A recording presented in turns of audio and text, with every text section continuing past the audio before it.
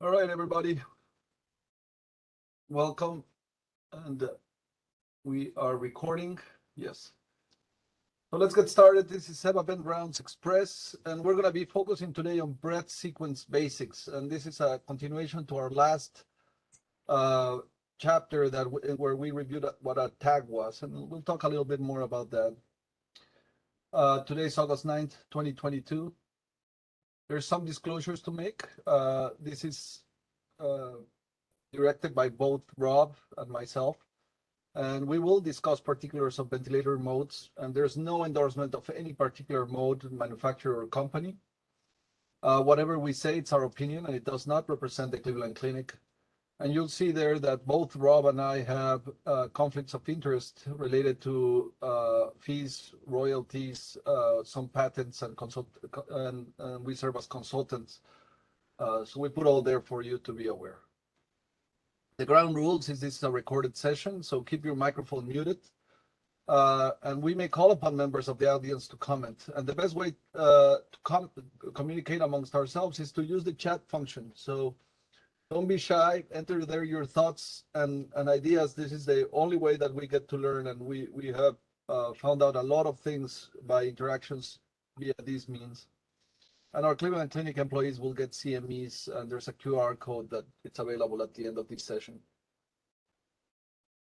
So to start, let's just review really rapidly and what is a mode of mechanical ventilation. And a mode of mechanical ventilation is a predetermined pattern of interaction between the patient and a ventilator.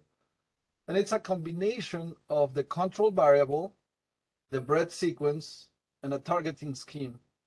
And the way that we summarize all of this is in what we call a tag, which is essentially a summary of the control variable, the breath sequence, and the targeting scheme to describe every mode of mechanical ventilation. And this is necessary because the literature and the way that modes are described by manufacturers is really confusing. So this helps you understand what actually the ventilator does. And it has several benefits, but we'll focus on those later.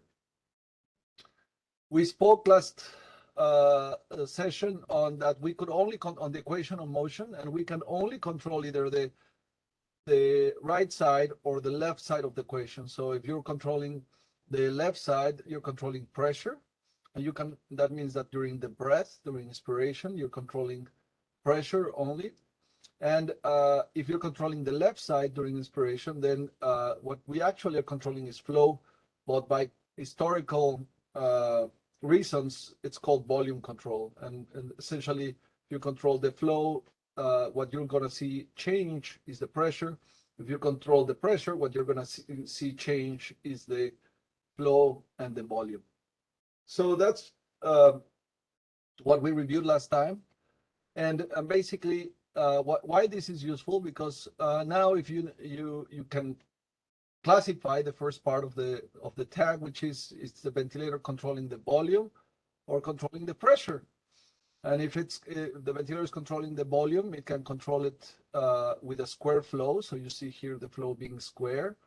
You can see the flow being square, continuous down here. And my cursor here. So you can see the flow being controlled in a square fashion or in a descending waveform.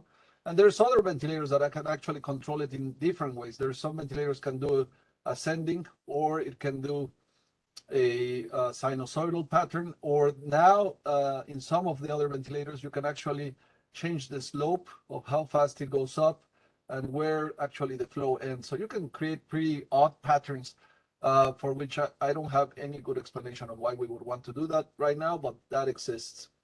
And if you're controlling the pressure, then what you're going to have is the volume, and the flow will change according to the characteristics of the patient, meaning the elastance, the resistance, or the presence of patient effort. Rob, any comments on this?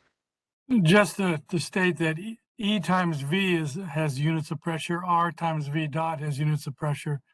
Those are color-coded, so the green areas represent the elastic load, and the blue, the green represents the resistive load, and the blue represents the elastic load. So both, and the addition of those two is what you have to overcome with either the ventilator and the pressure of the muscles. So excellent. So we move now to the second part. That was just to remind you of what we discussed last time. Now we are going into the breath sequence. So the second item in our tag is the breath sequence. And the breath sequence, there's only three options, which we have put these three initials, CMB, IMB, and CSB. So what does this mean? So it all starts by talking about what is a spontaneous breath or a mandatory breath. There's only those two types of breaths in mechanical ventilation. I know that you're going to read through the literature words such as assisted or partially controlled or partially assisted. All of these things only add confusion to the universe. So we simplified it into two types, spontaneous and mandatory. In a spontaneous breath, the most simple way to know that is that the patient retains control over the timing of the breath, meaning during inspiration, the patient triggers and cycles the breath. So it starts and ends the breath. That's the key feature of a spontaneous breath. Well, whereas in a mandatory breath, the patient loses some control over the timing, meaning either the machine triggers the breath, which makes it immediately a mandatory breath, or the machine cycles the breath, meaning the machine ends the breath. That means that the breath is mandatory. So you can see that you could have combinations of a patient trigger but machine cycled, or a machine triggered and patient cycle, if there was something along those. All of these would still be a mandatory breath. It's a common misconception that they see that every breath is triggered by the ventilator. They see that every breath, and because every breath is triggered by the ventilator, even though it's cycled by the machine, people say, oh, that's a spontaneous breath, and it is not. That's as long as the machine is controlling the cycling, that is a mandatory breath. Rob, can you, what do you think about this? Sounds good. So, Rob, can you tell us about this table? Why there are only 5 instead of 6 breath sequences? Yeah, 2 times 3 should be 6, so mathematically. So what's missing from that? Well, you'll see that we have volume control CMV and IMV, but we don't have volume control CSV. That means there's no way to have a volume control spontaneous breath. Well, why is that? Well, because volume control, as we said from the equation of motion, means that you have a preset tidal volume. That means inspiration ends only when the tidal volume has been delivered, independent of what the patient wants. So it's a machine cycle event.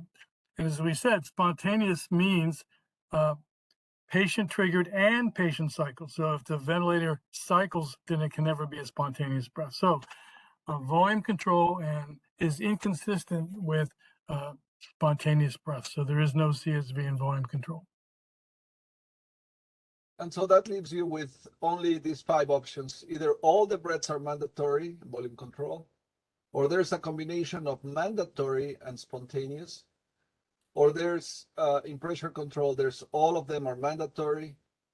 There's a combination of mandatory and spontaneous, or all of them are spontaneous.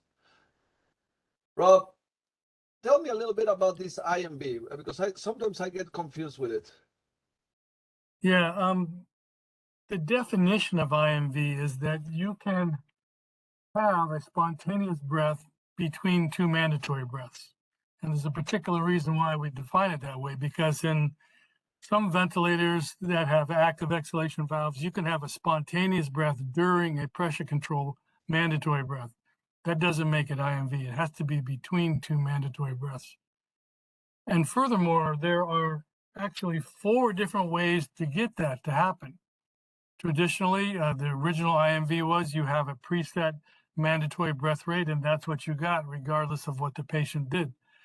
Then later on, we realized that mandatory breaths are not so good in terms of patient ventilator synchrony, and we wouldn't want them to be there as long as the patient can breathe spontaneously enough. So a mode was generated whereby if the spontaneous breath rate was higher than the preset mandatory breath rate, then that would suppress all the mandatory breaths. You would never see them.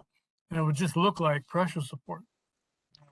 And then there was another version of that that addresses the fact that, well, what if patients are just breathing rapidly but very shallowly and they're just ventilating the dead space? That wouldn't be a good thing. You wouldn't want the mandatory breaths to go away. So they linked the suppression of the mandatory breath to the spontaneous minute ventilation. So again, so if you have a spontaneous breath rate and tidal volume that's high enough to provide a minute ventilation higher than preset by the mandatory breath, then again, you don't see any mandatory breaths.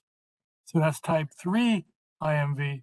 And finally, we'll see that with certain targeting scheme, what we call dual targeting, if the patient triggers the breath in volume control, but continues to make a large inspiratory effort, then the ventilator will go from volume control and volume cycling to pressure control and patient cycling. So a patient has effectively turned a mandatory breath into a spontaneous breath between two mandatory breaths, and therefore, by definition, that is IMV type 4. 4 different ways that this can happen. And this is very important because it's the most common modes that have been developed this time. We have seen a lot of, so what you have here on these initials is mandatory, spontaneous, mandatory. The mandatory occur on type 1 regardless of spontaneous breath. In type 2, if there's spontaneous breaths, mandatory they get suppressed. In type 3, mandatory breaths may appear again if you don't achieve your minute ventilation. And in type 4, if the effort is hard enough, it will change the mode from a mandatory to a spontaneous mode from the large effort. Agree, Rob? Right, and all the more advanced modes, more sophisticated modes that have more features to serve safety, comfort, and liberation, they're all forms of IMV. So now what we're gonna do is we need to, this part of the VentRounds, we're gonna be focusing on identifying the sequence, all right? So what I would ask you to do is, you're gonna see some of the slides that we used before, but some of them are gonna be new, and this is Express. So in the chat function, please enter what you think the breath sequence is. And actually, if you want to, you can also put what the control variable is. So the control variable for the mandatory breath is you would put BC if the mandatory breath is volume control, or PC if it's pressure control. But if you just want to put the sequence, if this is CMB, IMB, or CSB, all of those are good options. So I invite you to participate as we click through, okay? So here's the first one. Have no fear.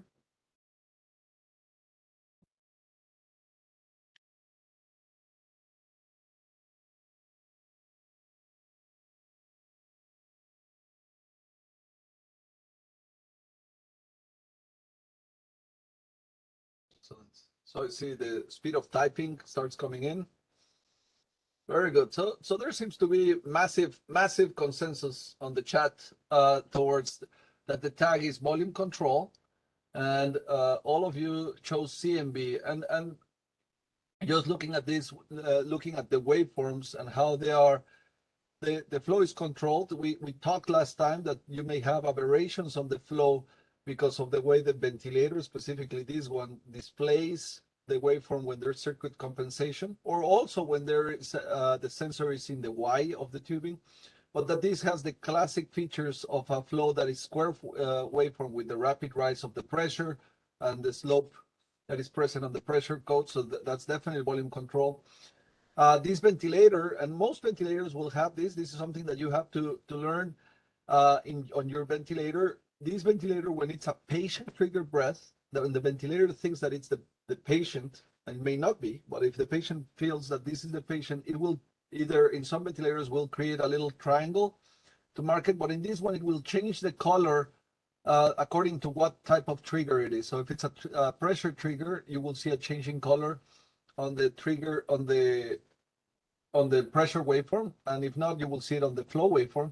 But we don't see any of those changes, and more so, we don't see the classic description, which you may not see, but you don't see the classic drop in pressure. So telling us that every breath has been triggered by the ventilator, which immediately makes this, every single one of these breaths mandatory.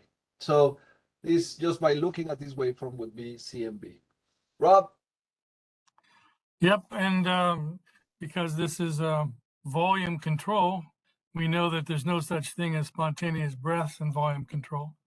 So there's another indication. So these are all cycled by a preset inspiratory time or a preset tidal volume. Now, some people will tell me, well, Eduardo, you know, this could be IMB if we set the rate very high. No doubt about it. I mean, you could put a mandatory rate that is high enough that you will not know it. But the key here is that you recognize this as you are looking at it. And Ariel, I'm not going to get into the adaptive flow at this time because we're just on targeting schemes, okay? Sorry, on breath sequence. So this is the next one. So by looking at this waveform, what type of breath sequence do you see here? Mode and breath sequence.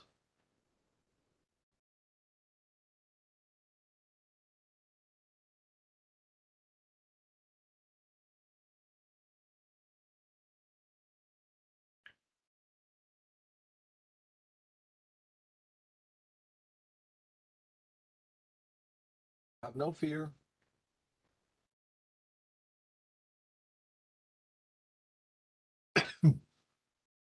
Very good. So in this one, we start seeing a little bit of discrepancy on the tag, on what is the driving, what is the breath control variable. And in this one, the reason why sometimes this can cause a conflict is because you don't see the classic decay that you would expect in this patient. So you want to see an exponential decay, but you can see actually on the first one a little bit of that exponential decay, and then a very prolonged expiratory time. I mean, this patient is taking a long time to reach baseline, and so in this case, what we're controlling is the pressure during the breath. You can see the square waveform up here. It's a passive patient. So you can see that exponential decay. And in this case, this patient has very high resistance. And that's why you don't see what you're used to, which is a complete decay back to baseline. It's this patient has very high resistance. But this is pressure control. So the pressure is controlled during inspiration, and the resistance and the elastance determine the flow and the volume. That's what you see there. And I can only see two breaths. Well, at the beginning of one over here, the beginning of this one, and in both cases, I don't see features that tell me that this is a spontaneous breath. So this is a mandatory breath. There's no triggering component here. And the cycling seems to be by time because it didn't even reach zero flow in this patient. So this makes me think that this is CMB. Rob? No comments. All righty. So, and some people may ask, why is this not volume control with a flow that we just set a termination early on? That could be, but you would expect a different waveform on the pressure waveform. So if that was the case, you probably would expect, well, it could be similar to this one, but you would expect something a little bit more curved upwards. All right, here's another one for the team.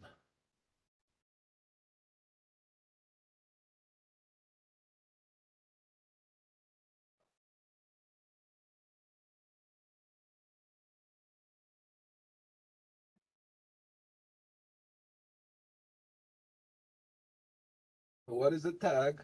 What's the breath sequence? And what is the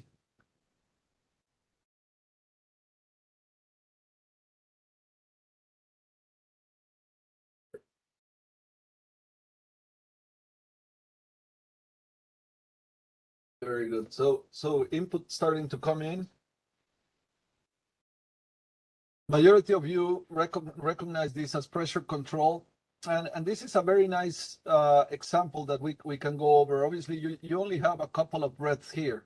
So there's two potential options for us to discuss. So let's go over the first one. So the thing that we're controlling seems to be the pressure. This is the geometric figure that you see up here.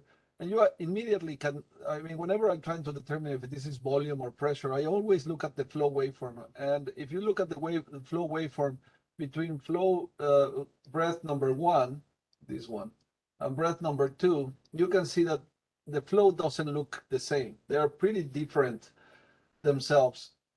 And actually the tidal volume is different between both devices, and the length of the breath is also different between them. And the flow doesn't seem to be controlling itself. It doesn't look like a square waveform, nor the pressure waveform looks like that. Nor does it look like, I mean, even though it looks like a descending ramp, it ends up pretty high, and this waveform doesn't necessarily fit with volume control. So this is most likely a pressure control based on what we are seeing right now. In terms of the breath sequence, you see both breaths are triggered by the patient. You see the changing color I mentioned. So let me just amplify it for you to see. You see the changing color over here and over here. That's a marker that it's a flow trigger, and both breaths that we see here were triggered by the patient. However, the size of the breath is different between both breaths, right? You can see, as we said, that there are different sizes. So that gives you two options. One, the first breath is a mandatory breath, so that it was cycled by the machine based on time, and that the next one was a spontaneous breath and allowed by the machine. But it seems to end exactly at the same flow as the other one, at the same piece that it was the other one. And that makes me think that this patient most likely was in a continuous spontaneous ventilation mode in which it reached the cycle threshold, and for the same peak, it was about the same threshold. Now, it could be a mandatory breath and this is spontaneous. So if you had answered I and B, that potentially could be. Rob? Yeah, that's very good. It's just that it'd be too much of a coincidence for two breaths to be cycling off at approximately the same flow. So I would say if I had to bet, I would say this is pressure support and not pressure control IMV. That's correct. Concur. If volume control IMV, wouldn't the volume also be different between the two breaths? Yes, and it is, Hara. Great observation. So if this was not volume control but pressure control, you actually can see the tidal volume on this one is different than this one over here. I think that the thing that makes us suspect that this is just pressure control is not IMB but CSB is the point that both of them are finishing at the same flow. And that's what we're thinking. So good observation. Different tidal volumes, different night times, and similar cycling thresholds for both breaths. So this is CSB, until proven otherwise. All right, we're doing good. I'm gonna move to this one.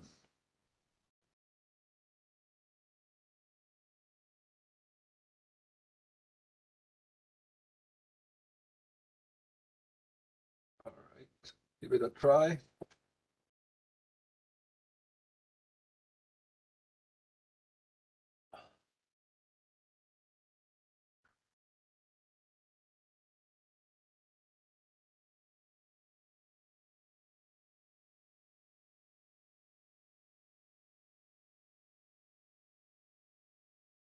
All right, I see the majority of you have recognized this as PC, IMB, and some of you even put in a 1 there as the type 1. So let's just go over it. So I'll just go through this slide and try to get you to see what it's being described. So the first one is when I'm trying to define if this is pressure control or volume control, I always go and look at the flow, and immediately you can see that there's different configurations of this flow, and actually no flow is the same, and there's not a good geometric figure that we can see here.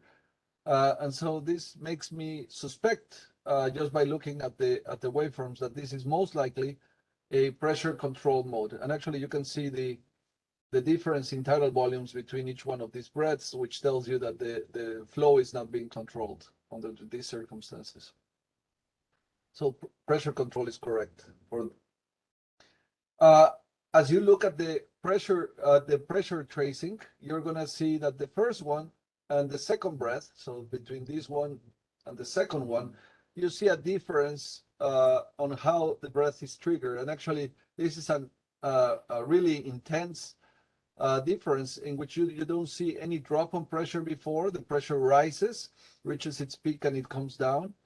And then the breath, the patient triggers, and it creates a deflection on the pressure because of the amount of effort. And then you see the color change that tells that the machine recognizes this as a patient trigger effort. And so the first breath, you don't have a question that this is a mandatory breath because it starts with a mandatory breath. The second breath, and it's cycled also by the machine. And I know that it's cycled by the machine because you can see how the flow is flat, which means that it's the machine, the patient is not getting any more flow, and the machine is waiting for something to cycle, and what it's waiting, which is not flow, is actually time. So this is a mandatory breath, definitely. It starts triggered by the machine, cycled by the machine. The next one is triggered by the patient, as we defined. And then there's a good amount of effort. You can see how much effort the patient, so that instead of having that beautiful decay that we had described before, this is all effort by the patient. And then the patient moves to exhale, and you can see the difference in eye time. Actually, if you compare this eye time and this eye time, is very different. So this is a longer eye time and a bigger effort by the machine. And then the patient gets another mandatory breath. So this is patient trigger and patient cycle. And this is mandatory, machine triggered and machine cycled. And again, we have the same pattern. So you have two types of breath, mandatory breath, yes, and a spontaneous breath. And so you have both of them at the same time, which makes one after the other, which immediately tells you that this is IMB. And then the question is this a type 1, type 2, or type 3 type of IMB? And at least on this breath sequence, it would be a little bit challenging for me to say that this is type 2 or type 1, because it may be that we have not reached the threshold for the machine to cycle off, or it may be that we set a very high respiratory rate. So sometimes you have to see more into the sequence, or just simply go and look into the map mode. Questions, Rob? Comments? Nope. Good.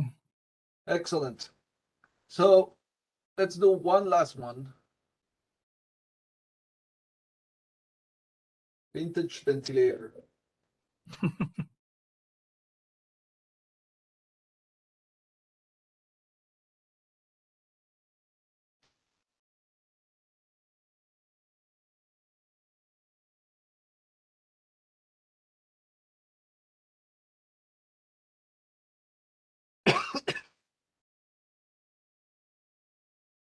Enter your thoughts. Have no fear.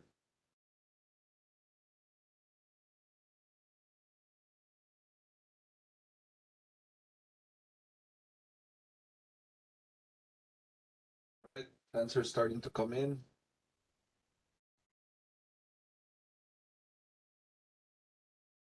Right, there's an outpour of love for pressure control, CSB, and that's the actual right answer. Good eye. This one I like because the triangles looked so nicely triangular when I was looking at the flow. But in media and in this ventilator, they don't put the volume waveform, which sometimes is useful for us to see the same size. But you can see immediately that the triangle size is different between all of them, which will tell you that this is not volume control, but it actually tends at different heights. So and if you look at the pressure waveform, it looks pretty square and flat on top and of different sizes. So this confirms the fact that this is pressure control. And then all of the breaths are spontaneous. And this ventilator in particular, it changes. This ventilator has two things that it does. One, it will give you a letter on top of the screen. The period it will give you either a C, A, or an S to talk about the type of breath, and this adds to the confusion. But the C means that it was mandatory, and S means that it's spontaneous, that the patient is triggering, as you see here, and it will change the color as you see, and the meaning that the patient is triggering the breath. And because you see different sizes of the breath, and it ends at the same flow, if you actually from the peak the same amount, that makes you think that this is CSV. So that's how you would come to terms with it. Is this an assisted breath? Absolutely. There's effort being done on the patient. But that's for the next talk that we'll have in a couple of weeks, which is the definition of assisted versus unassisted. So, Howard tells us the colors red and yellow in this vintage are usually for CSV. Yes, that's correct. That's what you will see in continuous spontaneous ventilation. So again, send us your waveforms. I know that things will come up as you're rounding and you see weird things. Send us. There is no bad waveform. There's more waveforms that we should be reviewing because there's a lot to say about them. You can tweet them, send them to us in email. We're happy to help and review. Thank you very much. Have a great day.